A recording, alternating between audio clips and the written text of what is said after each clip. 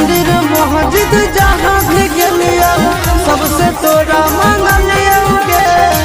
तोरा हम हंसलियो हरदम अपने भले कानलियो गे।